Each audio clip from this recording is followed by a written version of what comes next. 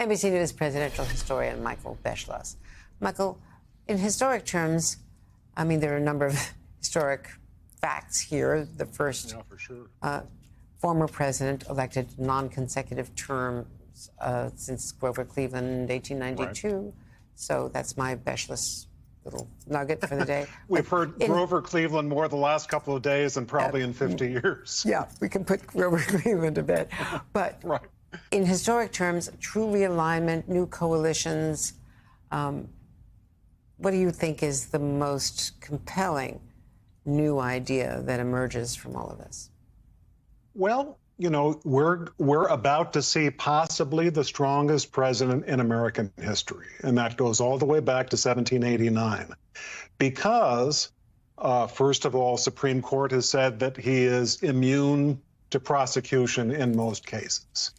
He will probably, at this moment, it seems, or at least perhaps might, control both the House and the Senate. So you're not going to have any kind of a constraint on him in terms of impeachment, even though I think impeachment has become pretty much toothless for everyone. So no constraint there. He got the popular vote, which people are aware of. And also he has set out as a campaign promise to say, you know, dictator for a day. I don't think that goes on for a day. And maybe he won't be a dictator, but he is going to try to use every single lever of presidential power in a way that we haven't seen all the way back to 1789. And if the House does remain Republican, and he has, you know, the trifecta, plus the Supreme Court, arguably.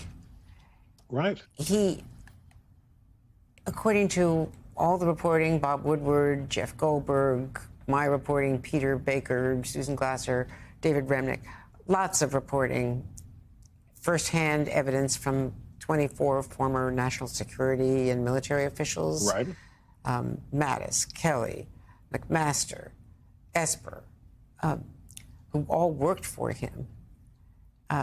This is a man who needed guardrails, especially after January 6th, when they had their informal conversations before any, you know, really big decisions were going to be made.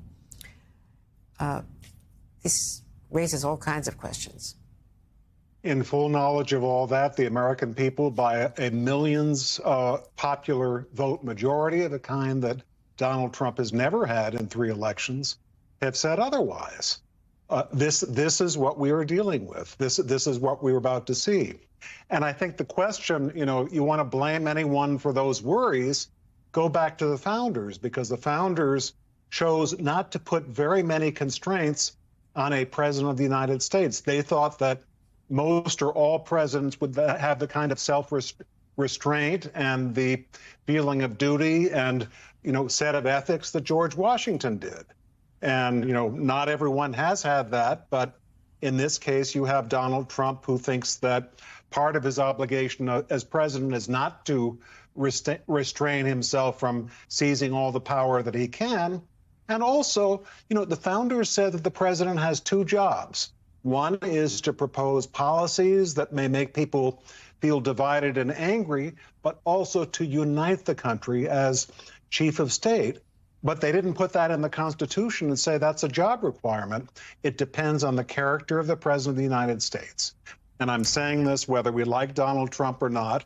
This is someone who has basically said, he said on the night that he was elected that he would try to heal the country, but that is not high on his hit parade. Yeah, and simply all of the reporting is that he's looking for people in his cabinet who are loyal to him, not loyal to the Constitution. Michael Beschloss, and we're going to have to look for ways in our system to restrain him if it goes too far.